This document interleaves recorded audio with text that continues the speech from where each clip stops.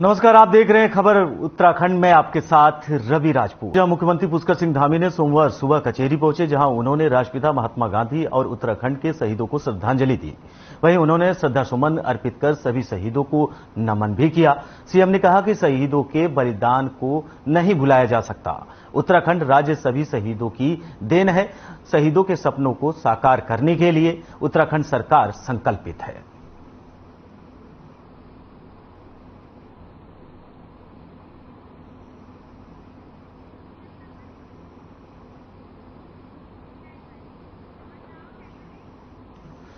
वहीं मुख्यमंत्री पुष्कर सिंह धामी ने राष्ट्रपिता महात्मा गांधी जी की जयंती के अवसर पर गांधी पार्क देहरादून में उनकी मूर्ति पर माल्यार्पण कर श्रद्धांजलि अर्पित की। मुख्यमंत्री ने कहा कि गांधी जी ने सत्य अहिंसा के मार्ग पर चलने के लिए सबको प्रेरित किया है। भारत को आजादी दिलाने के लिए मुख्यमंत्री पुष्कर सिंह धामी ने कहा कि उन्होंने महत्वपूर्ण भूमिका निभाई है। उन्होंने आगे कहा कि हमें अपने आचरण में अहिंसा का भाव जागृत करने के साथ ही मानवता के प्रति करुणा का भाव पैदा करना होगा। यही हमारी उनके प्रति सच्ची श्रद्धांजलि होगी।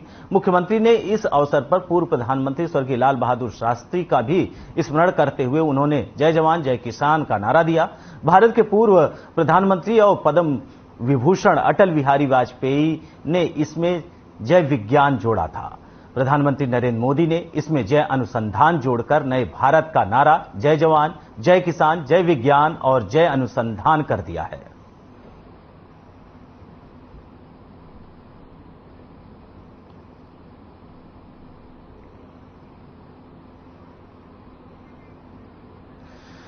वहीं आपको बता दें कि 2 अक्टूबर मुख्यमंत्री पुष्कर सिंह धामी गांधी प्रतिमा पर श्रद्धांजलि अर्पित करते हुए उन्हें नमन किया। उन्होंने कहा कि लाल बहादुर शास्त्री और राष्ट्रपिता महात्मा गांधी को सच्ची श्रद्धांजलि तभी होगी जब उनके मार्गों पर चला जाएगा।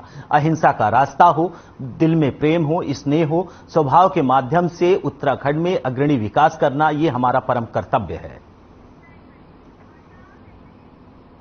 वहीं सीएम धामी ने रविवार को मुख्यमंत्री आवास स्थित मुख्य सेवक सदन में 226 अभ्यर्थियों को नियुक्ति पत्र वितरित किए और लाभार्थियों को नियुक्ति पत्र प्रदान किए गए, जिनमें उन्होंने नगर निकायों में कर एवं राजस्व संग्रहकर्ता 148 अभ्यर्थियों एवं कनिष्ठ सहायक सह डाटा एंट्री ऑपरेटर के 78 अभ्यर्थी शामिल हैं।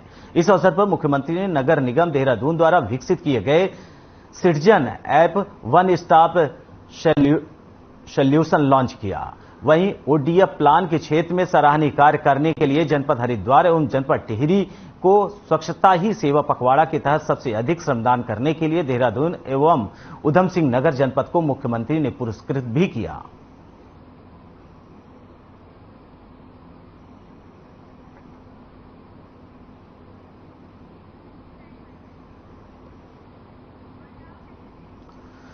बढ़ते हैं अगली खबर की ओर, जहां उत्तराखंड में धामी सरकार ग्लोबल इन्वेस्टर समिट 2023 का आयोजन दिसंबर माह में करने वाली है, लेकिन उससे पहले ही इन्वेस्टर समिट को लेकर राजनीति शुरू हो चुकी है। जहां कांग्रेस के प्रदेश अध्यक्ष करण मेहरा ग्लोबल इन्वेस्टर समिट को लेकर धामी सरकार पर निशाना साध रहे हैं, तो वहीं बचाव में बीजेपी के प्रदेश अध्यक्ष ने पलटवार किया है। बता दें कि हाल ही में लंदन दौरे पर 12,500 करोड़ रुपए से अधिक के निवेश को पक्का करने के बाद अब मुख्यमंत्री पुष्कर सिंह धामी की अगली उड़ान सिंगापुर, ताइवान और दुबई के लिए होने वाली है। वहीं मुख्यमंत्री ने एक बार फिर से कहा है कि राज्य के अंदर समिट को लेकर जो काम प्रारंभ किया गया है उसमें लोगों के प्रस्ताव हमें मिल रहे हैं।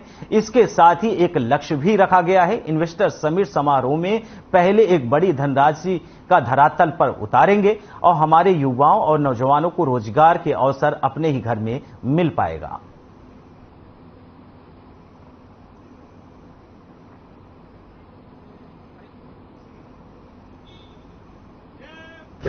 देखिए, एक हमने राज्य के अंदर एक काम जो इन्वेस्टर समिट के रूप में प्रारंभ किया है, उसमें निश्चित रूप से बहुत सारे लोग अब लगातार जुड़ रहे हैं, लगातार लोगों के प्रस्ताव आ रहे हैं। और हमने इस बार यह भी लक्ष्य लिया है कि जब 8 और 9 दिसंबर को इन्वेस्टर समिट का समारोह होगा, उससे पहले हम एक बड़ी धनराशि, एक बड़ी निवेश की राशि ग्राउंडिंग के रूप में पहले ही हम उसको जो है उतार लेंगे और उसके बाद ये क्रम हमारा लगातार चलता रहेगा। जहां पिछले दिनों लंदन में प्रतिनिधिमंडल गया था।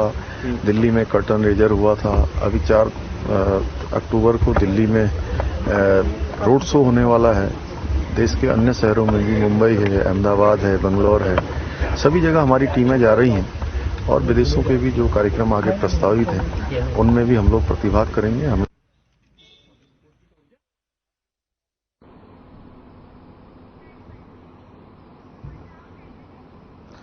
बढ़ते हैं अगली खबर की ओर, जहां 2 अक्टूबर को गांधी जयंती के रूप में देश भर में हर्ष और उल्लास के साथ मनाया जाता है। इस साल भी पूर्व की भांति 15 सितंबर से 2 अक्टूबर तक केंद्र सरकार द्वारा स्वच्छता पखवाड़ा के अंतर्गत स्वच्छता ही सेवा कार्यक्रम चलाया गया। वहीं गांधी जयंती के अवसर पर थराली तहसील के कई विद्यालयों के स्कूली बच्चों ने प्रभात फेरी निकालकर गांधी की स्मरण किया और स्कूली बच्चों द्वारा निकाली गई प्रभात फेरी में थराली से बीजेपी विधायक भूपाल राम टमटा समेत उप जिला अधिकारी थराली रविंद्र जुवाठा, तहसीलदार प्रदीप नेगी और नगर पंचायत के प्रशासन शामिल हुए।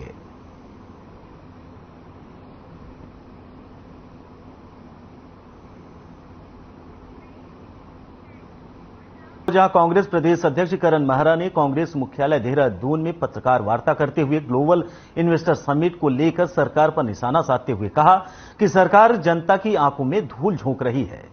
जिस ऊषा कंपनी के साथ सीएम ने लंदन में MOU साइन किया है वो पहले से ही उत्तराखंड में काम कर रही है, तो नया इन्वेस्टमेंट कहां से हुआ है ये सरकार को बताना चाहिए। वहीं करण मेहरा ने इस बयान पर पलटवार करते हुए बीजेपी प्रदेश अध्यक्ष महेंद्र भट्ट ने कहा है कि मुख्यमंत्री पुष्कर सिंह धामी राज्य में उद्योग स्थापित करने के लिए जो प्रयास कर रहे हैं कांग्रेस उसे पचा नहीं पा रही है।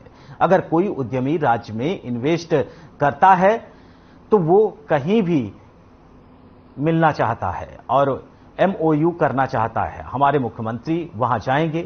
और रही बात ऊषा कंपनी की, तो उन्होंने कहा कि अगर हमारे देश का कोई उद्यमी है जिसके विदेशों में उद्योग स्थापित है, वहां पर जाकर अगर हमारे मुख्यमंत्री MOU करके उसका विदेशों में मान सम्मान बढ़ाने का काम करते हैं तो ये सराहनीय कदम है। इसलिए कांग्रेस ने इस तरह के आरोप लगाकर राज्य की प्रगति विरोध मानसिकता जाहिर करने का काम किया है।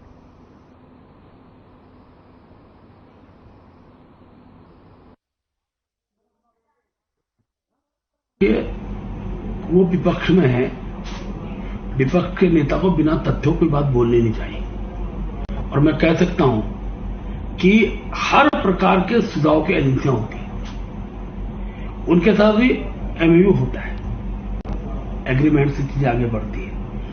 कौन होता है करण मेहरा कहने वाले कि सुझाव नहीं दे रहे? अगर विकास की एक दूरी, विकास का दृश्य आज उत्तराखंड राज्य के अंदर दिखाई दे रहा है, सेंटर से अनेकों योजनाओं के लिए बजट आ रहे हैं, अनेकों विषयों पर केंद्रीय मंत्री सहयोग कर रहे हैं, तो उसके लिए कहीं न कहीं सब प्रकार की एजेंसियां अपना मार्गदर्शन भी करती है।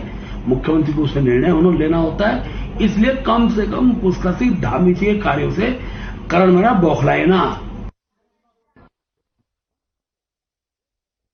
पौड़ी जिले में आज पूर्व मुख्यमंत्री मेजर जनरल भवन चंद्र खंडोड़ी का जन्मदिन बीजेपी कार्यकर्ताओं ने बड़े ही धूमधाम के साथ मनाया। इस मौके पर बीजेपी कार्यकर्ताओं ने पूर्व मुख्यमंत्री खंडोड़ी की स्वस्थ जीवन और लंबी उम्र की कामना करते हुए मुख्यालय स्थित जिला चिकित्सालय में मरीजों के लिए फल वितरण कार्यक्रम चलाया। इस मौके पर बीजेपी कार्यकर्ताओं का कहना था कि मेजर जनरल खंडोड़ी का मुख्यमंत्री का कार्यकाल बेहतरीन रहा, उनके नेतृत्व में राज्य का चौमुखी विकास हुआ है। उनकी बेदाग व ईमानदार छवि उनके कार्यकाल के दौरान जनता में लोकप्रिय रही है। इस मौके पर बीजेपी के कई कार्यकर्ता मौजूद रहे।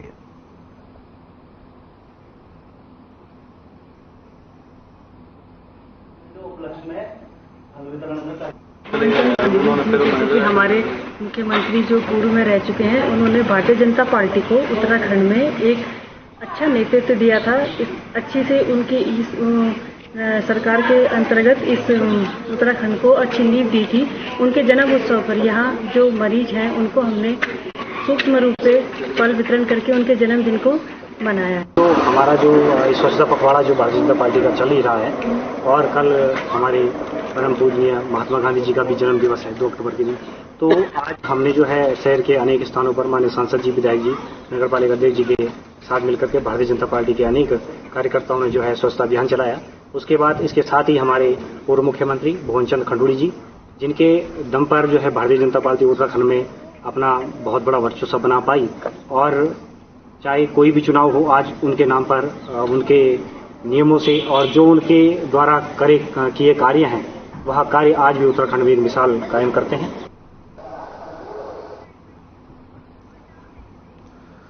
वहीं टिहरी जिले के नरेंद्र नगर में वन विभाग की जमीन के चिन्हीकरण को लेकर वन मंत्री ने अधिकारियों को दिशा निर्देश दिए हैं। वन मंत्री सुबोध उनियाल ने विधानसभा स्थित सभागार कक्ष में इस वन विभाग के अधिकारियों के साथ समीक्षा बैठक की है। वन मंत्री ने कहा है कि टिहरी स्टेट 1949 में मर्जर एक्ट के तहत भारत में विलीन हुआ था, जिसकी शर्तों का अनुपालन करना हमारी प्राथमिकता है। उन्होंने कहा कि हाल ही में पूरे नरेंद्र नगर शहर को वन विभाग की जमीन के रूप में दर्शाया गया है, जो कि मर्जर एक्ट के प्रावधानों के विपरीत है। वन मंत्री ने कहा कि मर्जर एक्ट के अनुसार टिहरी महाराज की 222 हेक्टेयर निजी जमीन और 101 हेक्टेयर जमीन को चिन्हित कर डिमार्केट किया जाएगा, ताकि वन विभाग की जमीन का सही चिन्हीकरण किया जा सके।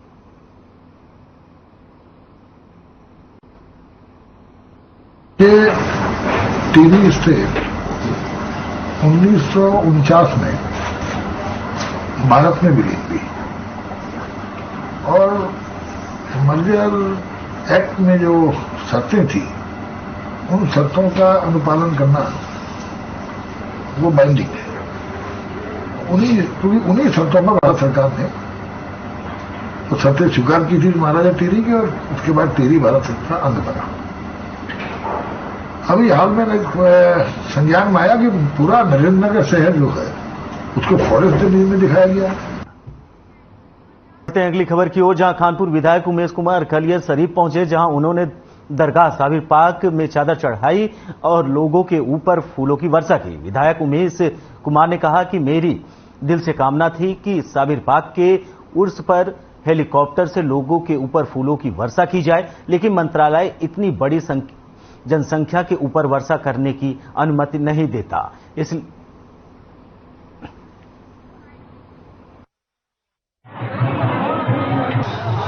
ईद मुबारक मिलादुन नबी के अवसर पर देश भर में खुशी का माहौल है। लोग आ रहे हैं, लाखों की तादाद में यहाँ पहुँच रहे हैं। तो हमारे जो युवा साथी हैं हमारी टीम के, उन सब लोगों ने यहाँ आमंत्रित किया था और मैं भी कई दिनों से आने की सोच रहा था। तो आज मैं यहाँ पहुँचा और साबिर पाक के दर्शन किए, और मेरी इच्छा तो थी कि मैं हेलीकॉप्टर से जो है वो फूल बरसाता, लेकिन इतनी बड़ी तादाद की संख्या के ऊपर अनुमति प्रदान नहीं करता है जो मंत्रालय है, तो इस वजह से वो इच्छा मेरी रह गई। तो फिर ये सोचा कि चलिए ऊपर से ना सही नीचे जमीनी स्तर पर जाकर इस इच्छा को पूरी करते हैं।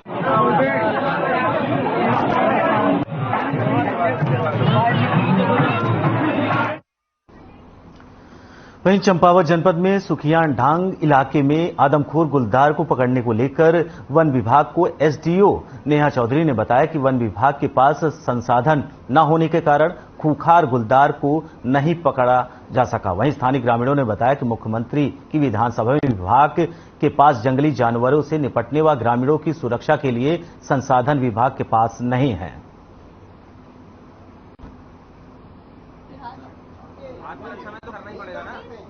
देखिए, संसाधन की जहां तक बात है, क्योंकि हर एक चीज सैचुरेट नहीं की जा सकती हमेशा, और लगातार हर वित्तीय वर्ष में मांग भी की जाती है और मिलते भी हैं। ऐसा नहीं कि संसाधन नहीं मिलते। जिस रेशियो में सारे प्रदेश में आते हैं, उसी रेशियो में हमारे डिवीजन में भी मिलते हैं। तो संसाधनों की ऐसी कमी नहीं है। हर बीट के पास कुछ ना कुछ संसाधन है जिनका प्रयोग करके वो जंगल गश्त करते हैं। स्टाफ जंगल, मुख्यमंत्री का गृह क्षेत्र है, मतलब विधानसभा क्षेत्र है, तो कुछ जिस रेशियो में प्रदेश के सभी जगह पर संसाधन होंगे, उसी रेशियो में यहाँ विभाग द्वारा जो भी प्रयास किए जा रहे हैं उनका अभी तक जो रिजल्ट आया है वो निरर्थक ही दिखाई दे रहा है। हालांकि उन्होंने ये दावा किया है कि हमने डॉट गन मारी थी, उसके बाद गुलदार भाग गया है, लेकिन इस विषय में कोई ऐसा ठोस उन्होंने ऐसा कोई विज्ञप्ति या इस तरीके से कुछ नहीं दिया है कि जिस पर भरोसा किया जा सके।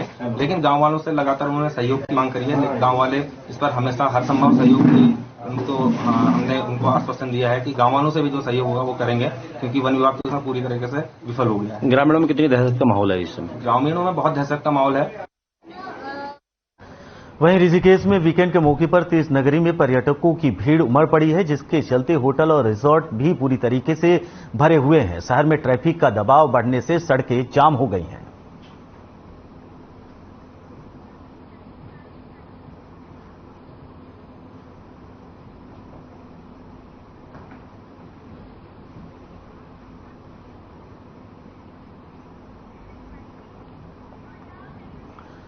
वहीं मामला सितारगंज से है, जहां देर रात अस्पताल के पास ढाबे पर स्कॉर्पियो में आए 3 से 4 लोगों ने फायरिंग कर दी। फायरिंग में 4 लोग घायल हो गए हैं, जिन्हें इलाज के लिए जिला अस्पताल में भर्ती कराया गया है, जिनमें 2 की हालत देखते हुए डॉक्टरों ने उन्हें हायर सेंटर रेफर कर दिया है। अभी 4 लोग हमारे पास सस्पेक्टेड गन शॉट इंजरी में आए थे। इसमें से एक छोटा किशोर का है सरजीत सिंह, जिसकी बाईं आंख में काफी चोट लगी है, जिसको हमारे द्वारा फर्स्ट एड देने के बाद एसटी हल्द्वानी रेफर किया गया है। एक ये गुरनाम सिंह है, जिसकी उम्र लगभग 38 साल, ये लौका फार्म का रहने वाला है। इसके बाएं हाथ में काफी छर्रे के निशान है, जिसे भी फर्स्ट एड के बाद रेफर किया गया है। बाकी सतनाम सिंह सन ऑफ संतोष सिंह, जिसकी उम्र लगभग 35 साल है, ये दड़ा फार्म का रहने वाले हैं। वहीं समाज के हक की लड़ाई लड़ने वाली सामाजिक संस्था एकता एंटी करप्शन आगामी 22 अक्टूबर को दिल्ली में राष्ट्रीय अधिवेशन करने जा रही है, जिसमें देश भर के तमाम राज्यों के करीब 500 प्रदेश स्तरीय पदाधिकारी शिरकत करेंगे।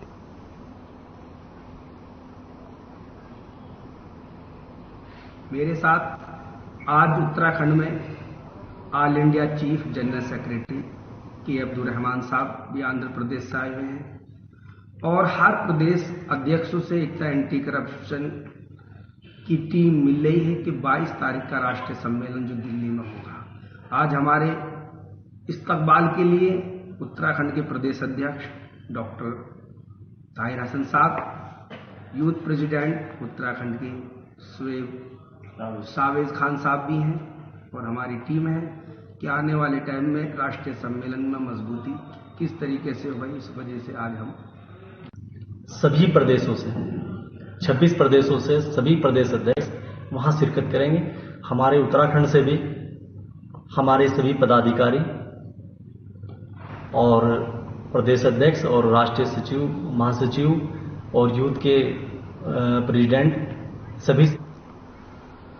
अपनी सुरीली आवाज से इन दिनों सोशल मीडिया पर वायरल पौड़ी की लुटिया गांव की रहने वाली वायरल गर्ल विपाशा से मिलने घनसाली के पूर्व विधायक भीमताल आर्य उसके गांव पहुंचे।